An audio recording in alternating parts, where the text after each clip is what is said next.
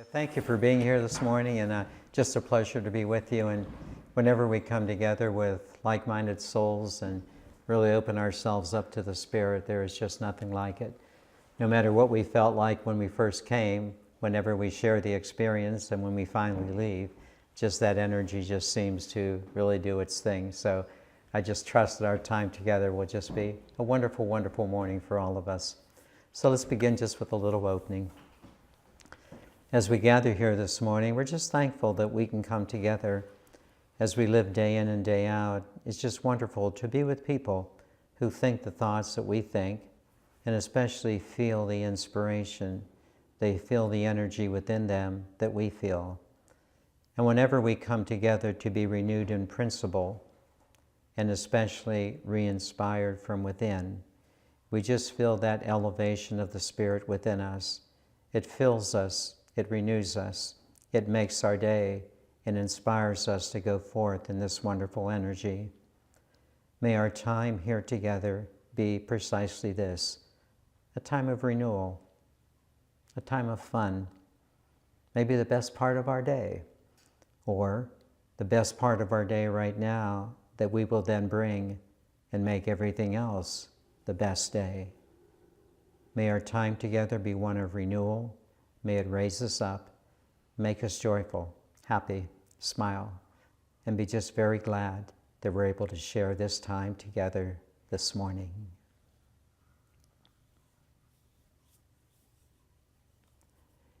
Amen. Bravo, good to be with everyone here this morning. Before we begin the talk, I have maybe the best kindness card story. Maybe, not quite sure. But one of the things we've been doing is trying to assist everyone to try to bring awareness into the planet in the way that we're able to do it. And each one of us is gifted to be able to do that. When we allow the Spirit to move us, it just prompts us, guides us, intuits us, and to do the best we can. So one of the things that I've been able to do is to teach meditation to different groups of people, thinking it's a pretty good thing to do. So I've taken on trying to bring meditation to our recovery center in the Youngstown area for drug and alcohol. And we had a group of men a couple weeks ago, then a group of women this past Friday.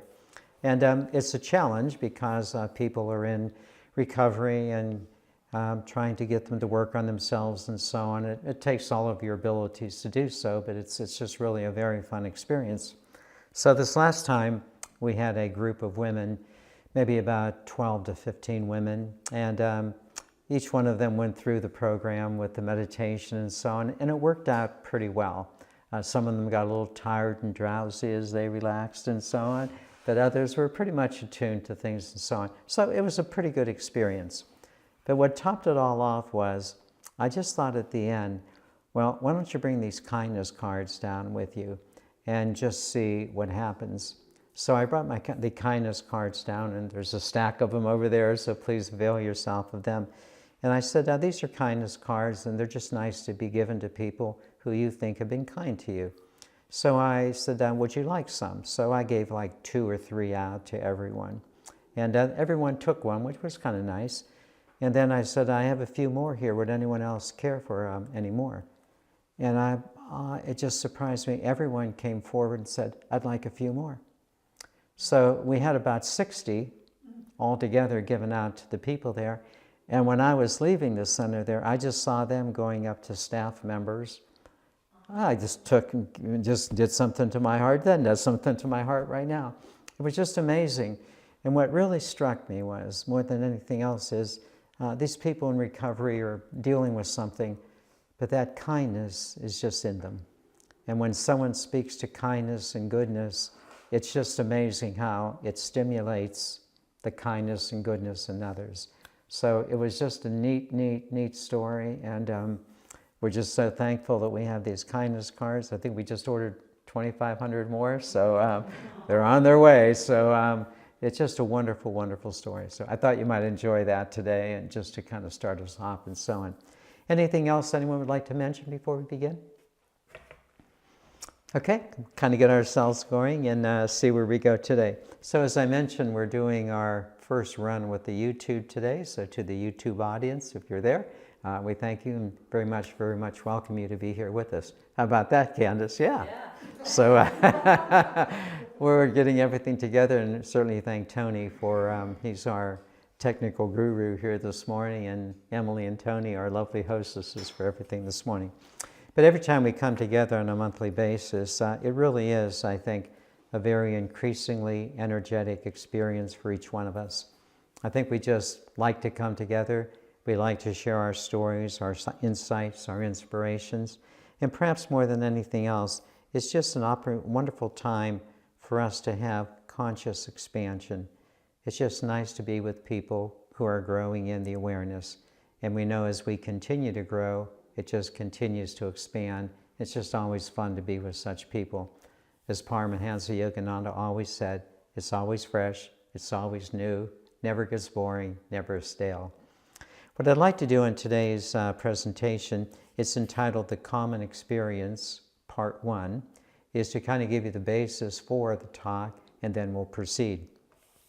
When I was convalescing from my heart surgery this past year, many people gave me books to read, and I really didn't read too many at the beginning. They just kind of sat there as a stack. But a few months ago, I decided, well, I think I'm going to read these books. They were not necessarily the books that maybe I would have chosen, but they were books that people gave to me. So I thought, well, they were given to me, so you might as well read them, and so on. So I probably have read maybe a dozen, 15 books in maybe the past few months. I just brought a couple of them here. Some of the books were fictional books. This is a wonderful fictional story that has some really nice ideas to it. It's called The 40 Rules of Love by Elif Shafak. It's a wonderful, wonderful book, borrowable to anyone who would like to use the book. It's really about Sufism, and it's really a wonderful, wonderful book. It's kind of in a novel form, but the teachings are really, really good about a whirling dervish that you would love. Another book is actually, Emily, you jotted this one down for me, called Daily Om, Learning to Live. Just a wonderful book, nice daily lessons. Then there was Eben Alexander's book, Living in a Mindful Universe. He was the neurosurgeon that wrote Proof of Heaven and so on. And just a lot of books. I read Jim Royster's Have This Mind, a wonderful book. And I've just been reading Jim Self's book, A Course in Mastering Alchemy. So I've been just doing a lot of reading lately, and one of the things that was very interesting to me was when I was reading these books, what struck me was, and there must have been at least 12 to 15 books, all of the books seemed to have a common theme. In fact, it was really talking about a common experience. And it just struck me, gee, if all of these books have this common theme or common experience, there must be something to it. So I was kind of ruminating with that. And about 3 or 4 weeks ago, I woke up in the middle of the night, as I sometimes do. And, you know, I get messages during the middle of the night. Probably you do too, I don't know. And I just know when these messages come, not sure where they come from, they just come. I get my little pad out and I start writing down all of the stuff that seemingly comes. So from that particular adventure, I wrote down some thoughts, and there's going to be a series, in a sense, of 3 talks called The Common Experience. This is part 1. So let me begin. When I was looking at these particular books, what was extremely interesting to me was that all of the books seem to advocate or seem to describe this common experience. And the common experience that all the books talked about was that there seems to be a new awakening to one's sense of identity. That what seems to be emerging is a common identity among people. It's a very, very interesting notion. And this common identity, when you take a good look at it, was a very interesting thing, because rather than seeing ourselves simply as distinct personalities, rather than just as Darrow or just as Marta, it began to seem that people began to see themselves having a common identity. And the common identity in all of the books seemed to talk about the switch from seeing yourself as a distinct personality to seeing yourself more as an eternal soul, that you really are a being that's much bigger than just your human self, that we seem to have this common experience that we really are eternal souls, and then in fact we are kind of like a unity of souls. It was just very, very interesting to see all of these books seem in a sense to point to the very same thing.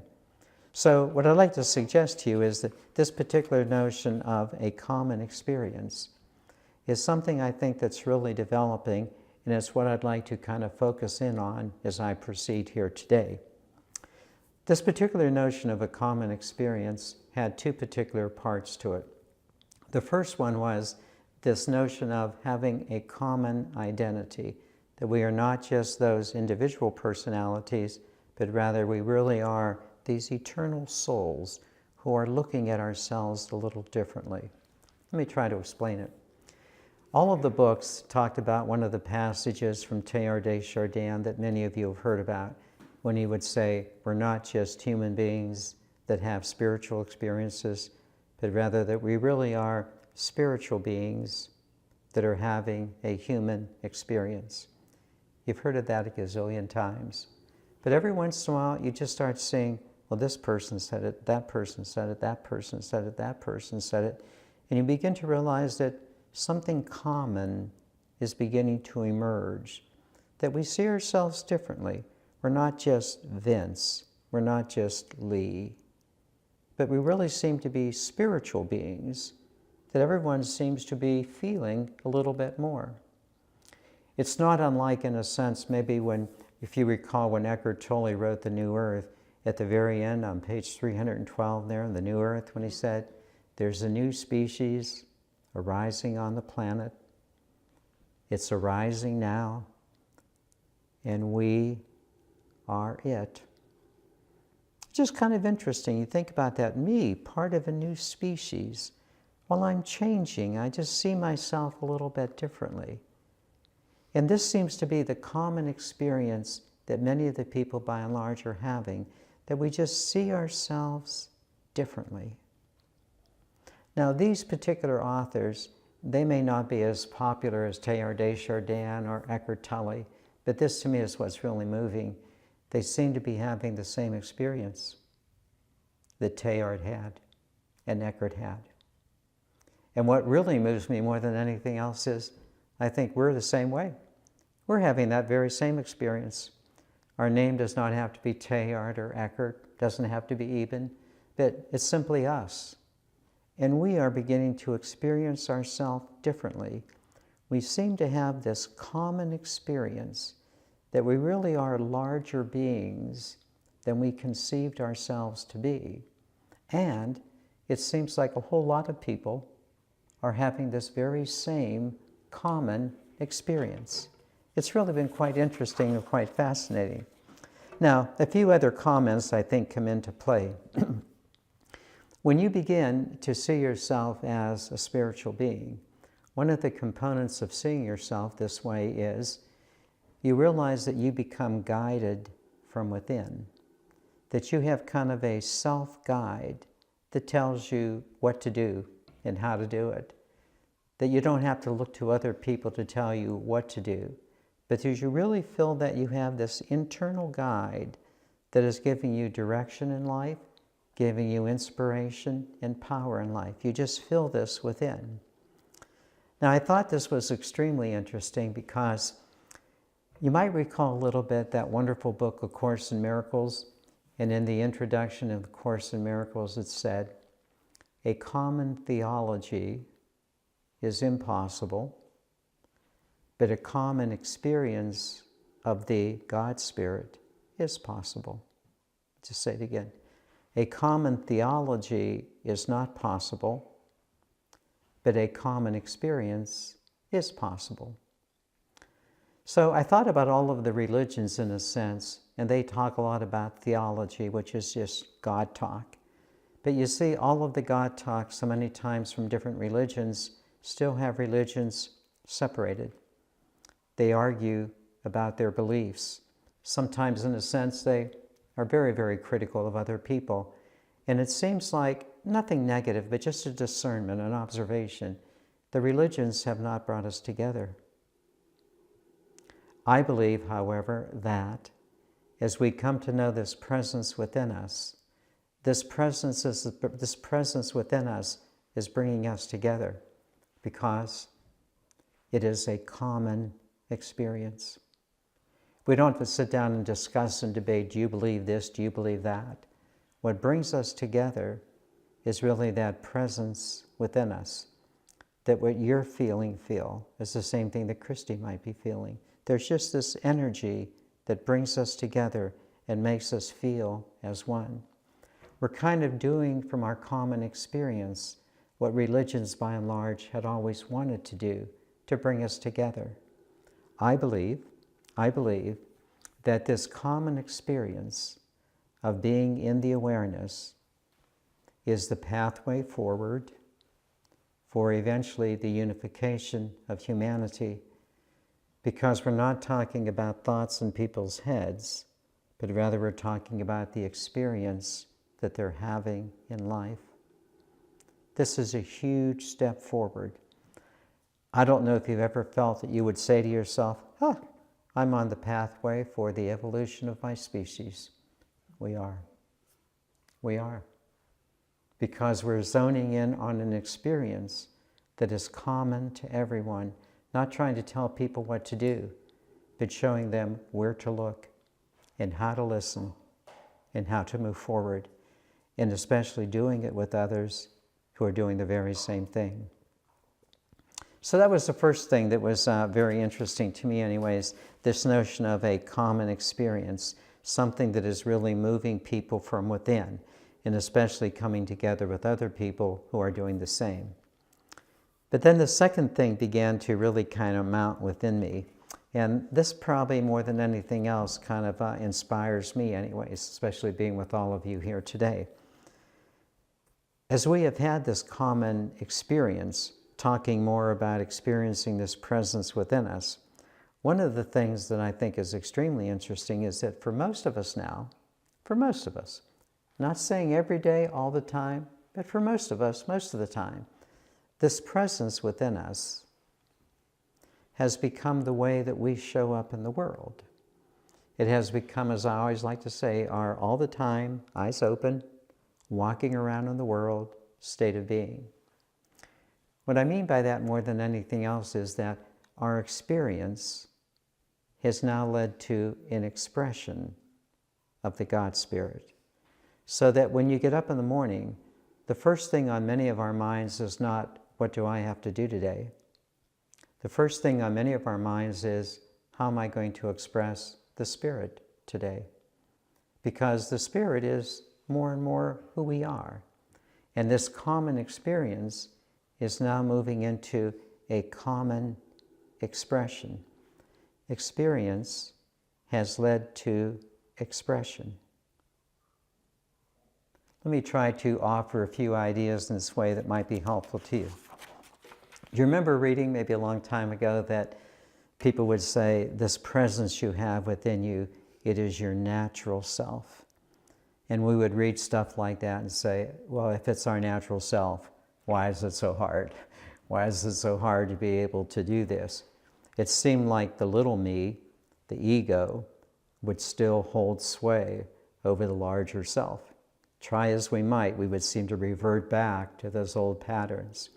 But little by little, especially with our spiritual practice, we began to realize that this presence within us, it makes so much sense, and it feels so good.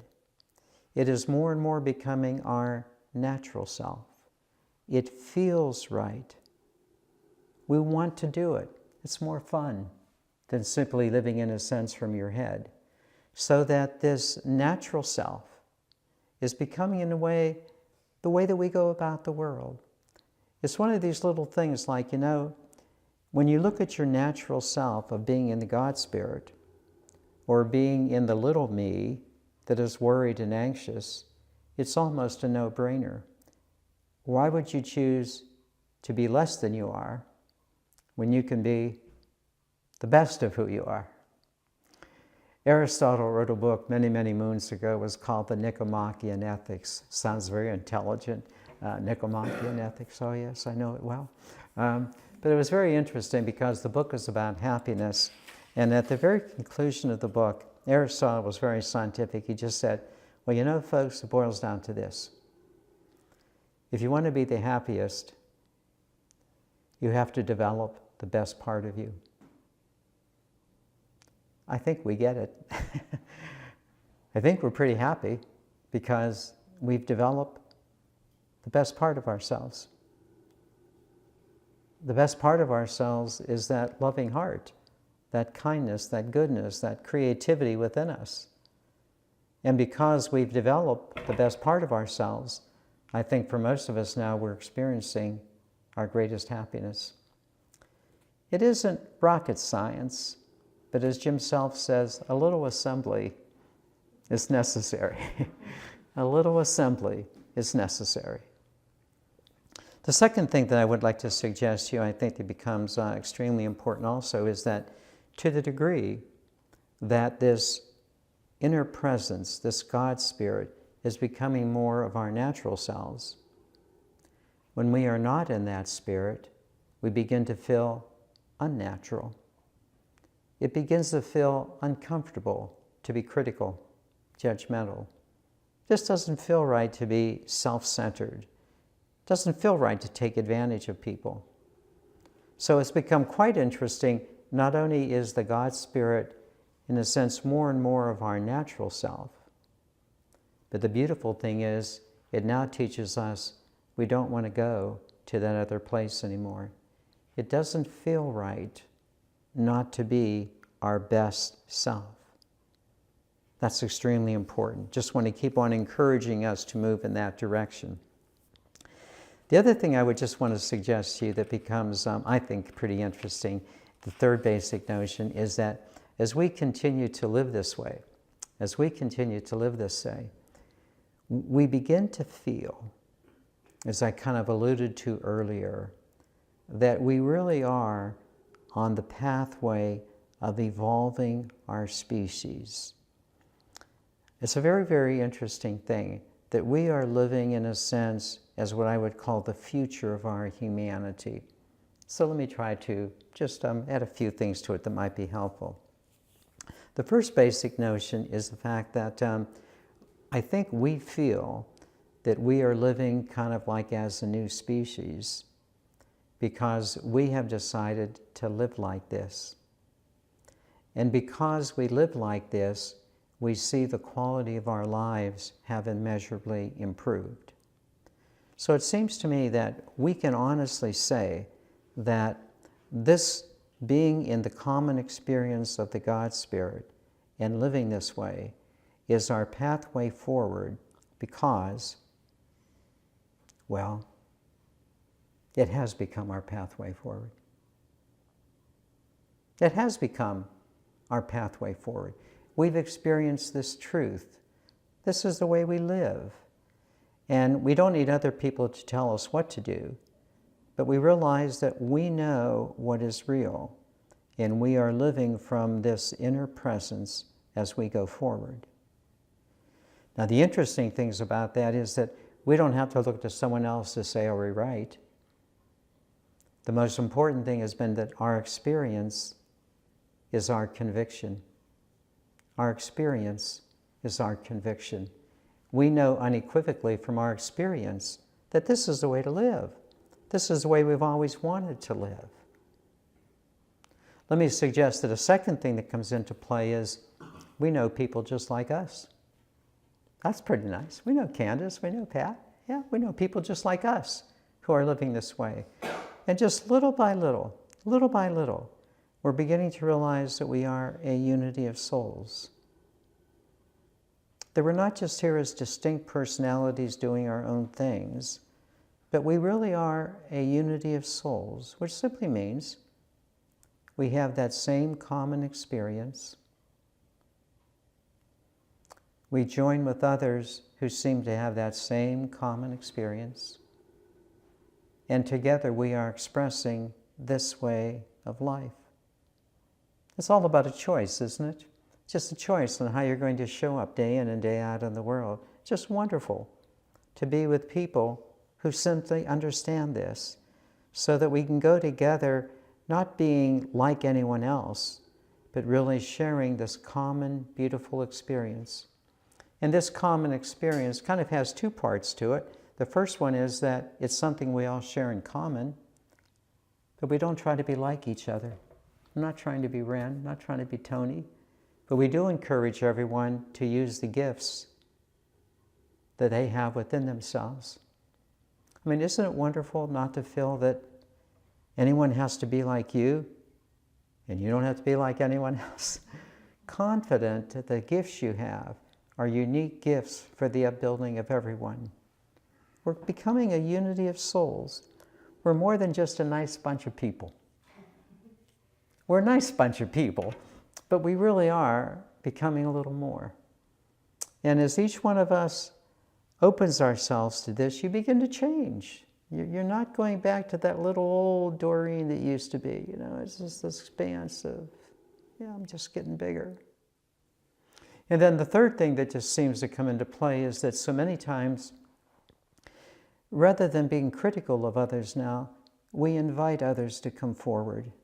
We invite others to come to know themselves, not by trying to tell them what to do, not by preaching to them, but I think we genuinely care about others. And we care about them not trying to change them, but we care about them by being considerate and understanding. And when possible, to invite them to do the same things we have done, to examine our lives, to realize the choices that are there, and to come forward to the very best of our possibilities. It's so wonderful to love everyone, not in a Pollyanna way, but with understanding, and then inviting them to come forth in their goodness. That's why the women there at the Recovery Center, they just touched my heart, because all you had to do was talk about kindness, and you're a wonderful person, and you're ready to come forward to be your best. And man, oh man, just given the opportunity, that's exactly what happened. It's just wonderful to see that we're assisting others in this process.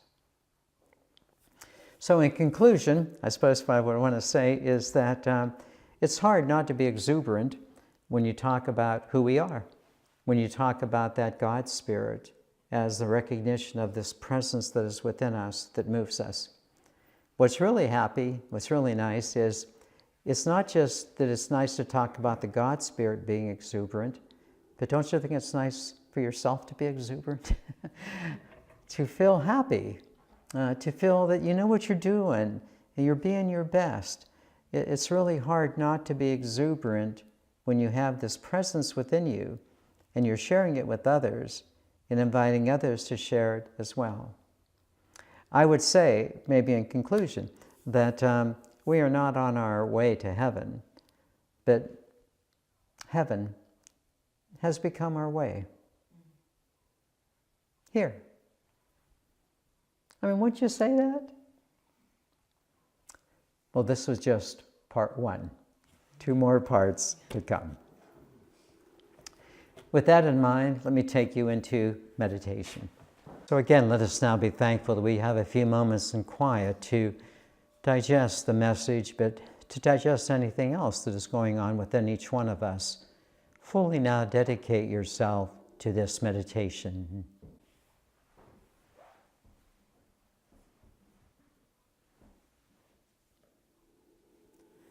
And let's begin the meditation by simply dedicating ourselves to this time to really use it as an opportunity for our growth. And as we begin the meditation, what I would simply ask you to do is, and just trust me with this meditation, I'm going to ask you to simply focus on your breathing. Just focus on your natural breathing rhythm, nothing forced. And again, just trust me to guide you. Please begin.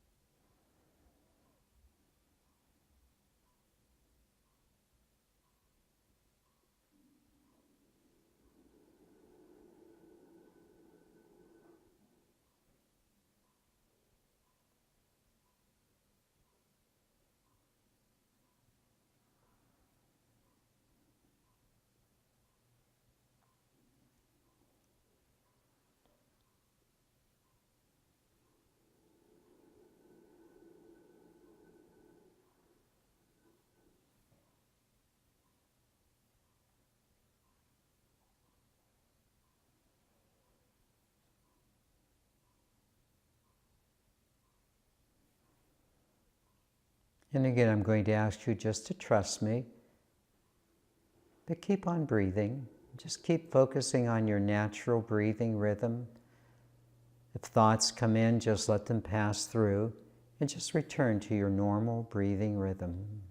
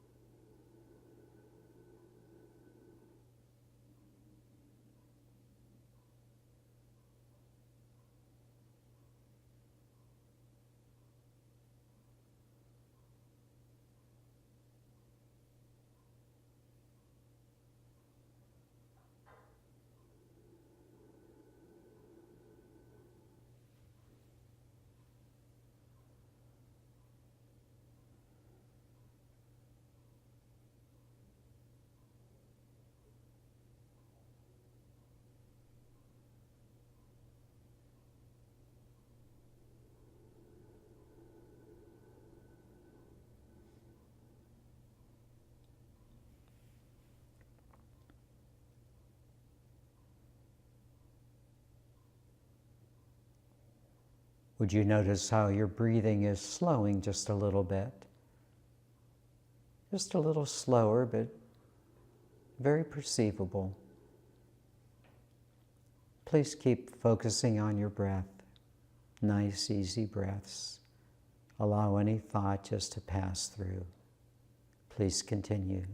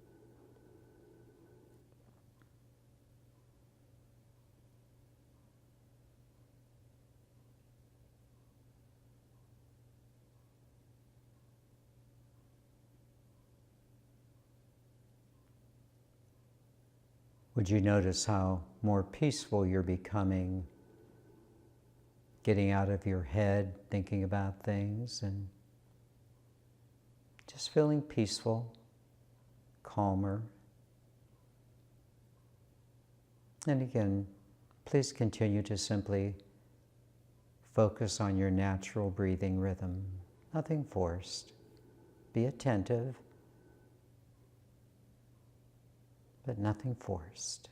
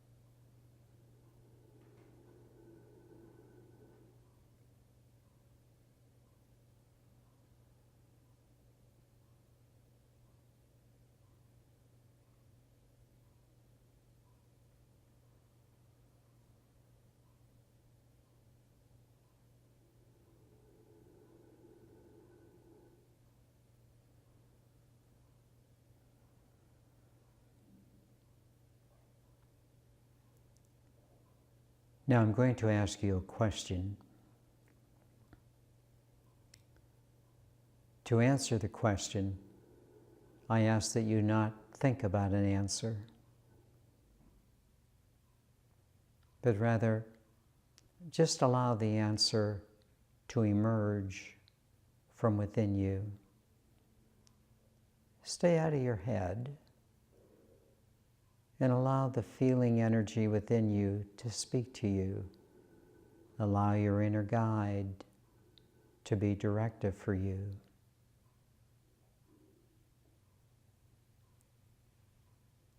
The question is this: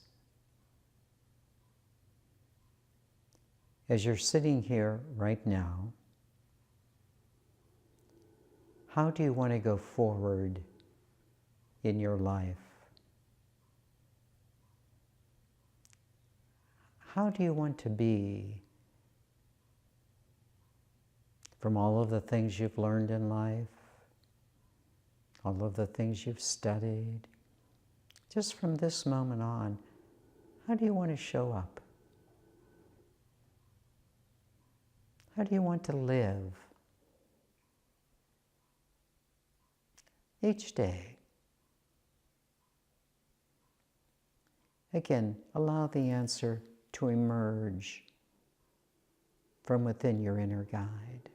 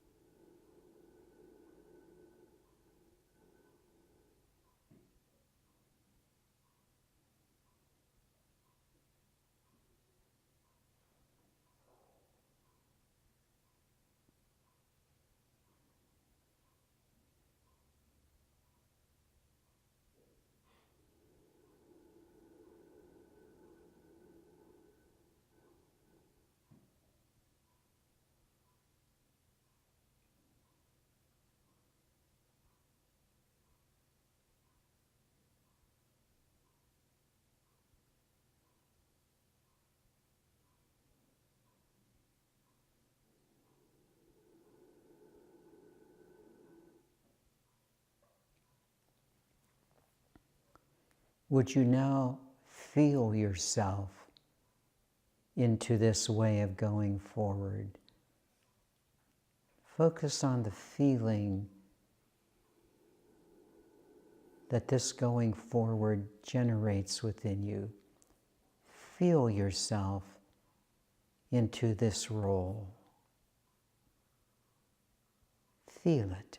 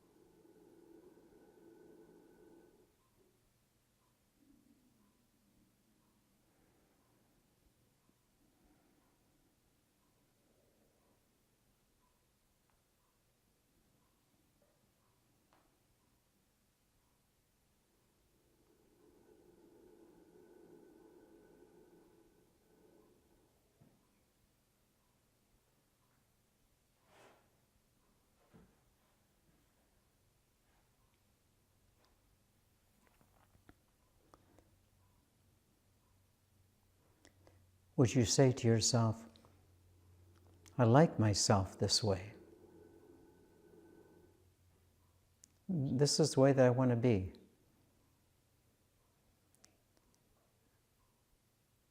I'm satisfied being me. I like myself this way. That's what I'm going to do.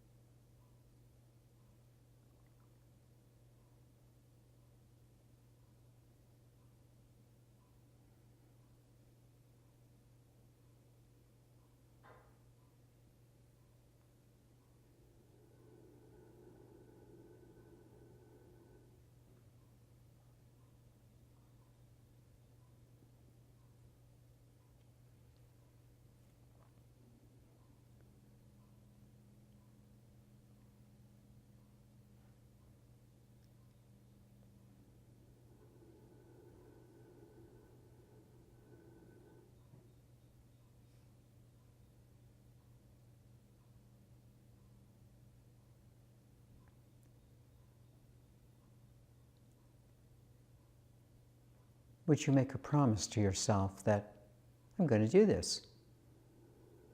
This is the way I'm going to show up. It's my best me. I'm going to do it. And as you make that promise to yourself, would you just maybe, within your own heart space, extend appreciation to everyone else here in the room, knowing that they will be doing the same, and that we are in support of each other. A personal decision, a personal promise, but mutually supported.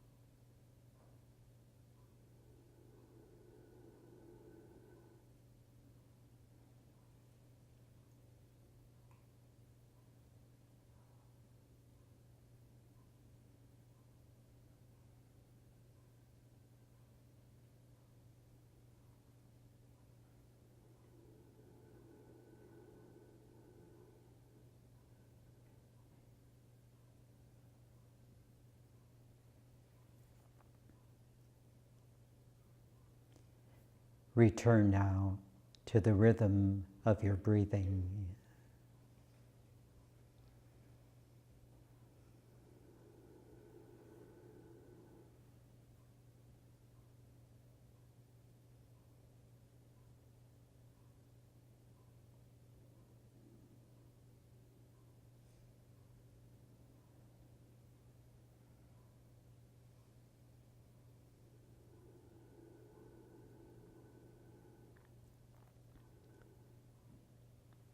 Would you just notice how good you feel?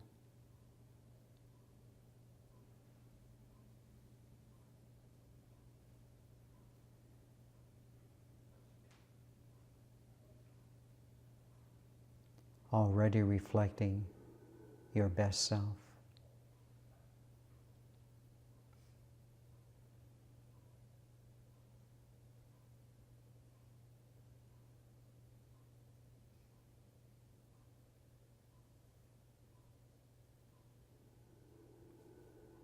The rest of us feel the same way.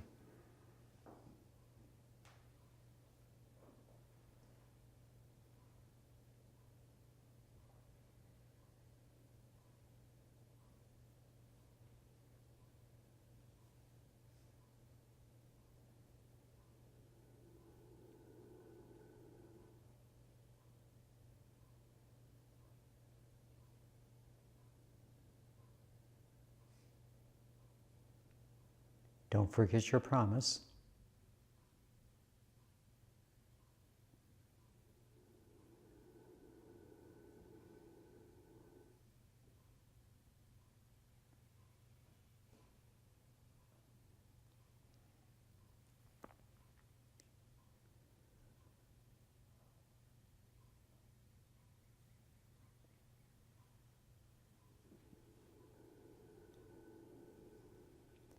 And just when you're ready now, bring your attention back into the room,